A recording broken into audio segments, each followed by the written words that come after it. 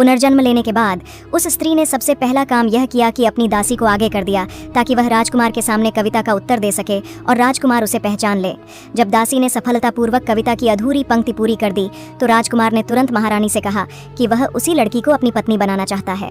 स्त्री ने जानबूझकर दासी और राजकुमार को एक दूसरे के करीब आने दिया, क्योंकि अपने पिछले जन्म में वही स्त्री राजकुमार की कविता की अगली पंक्ति सही सही बोल पाई थी। लेकिन तब राजकुमार ने यह समझ लिया था कि स्त्री ने यह कविता दासी से चुराई है। राजकुमार के सिंहासन पर बैठते ही उसने उस स्त्री के पूरे परिवार का विनाश कर दिया और उसे झड़ देकर मरवा दिया।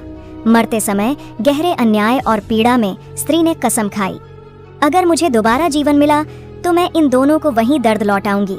और फिर जब उसने दोबारा आंखें खोलीं तो पाया कि वह समय में पीछे लौट चुकी है, ठीक उस दौर में जब राजकुमार की होने वाली पत्नी का चयन होना था।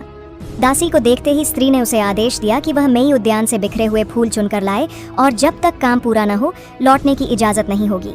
चालाक दासी मजबूरी में मई उद्यान पहुंची।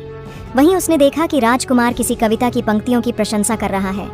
ऊंचे पद की लालसा में दासी ने तुरंत कविता की अगली पंक्ति बोल दी। राजकुमार यह सुनकर बेहद प्रभावित हुआ। वह तुरंत दासी के पास आया और बोला, जो इस कविता को पूरा कर सके उसी से मैं विवाह करूंगा। यह सब स्त्री छिपकर देख रही थी।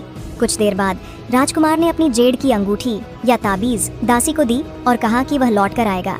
फिर वह जल्दी से वहां से चला गया, लेकिन मूल्य न समझ पाने वाली दासी ने उस कीमती जेड़ को बेच दिया। अगले ही दिन स्त्री ने वही जेड़ वापस खरीद ली। 3 दिन बाद होने वाले शाही भोज में स्त्री दासी को भी साथ ले आई। यह भोज दरअसल राजकुमार के लिए पत्नी चुनने के उद्देश्य से रखा गया था। शाही सभा में महारानी माँ ने सबके सामने कविता की पहली पंक्ति सुनाई और ऐलान किया कि जो भी उसकी दूसरी पंक्ति पूरी करेगा वही राजकुमार की पत्नी चुनी जाएगी। लेकिन सभा में मौजूद कोई भी व्यक्ति उस कविता की अगली पंक्ति नहीं बता सका।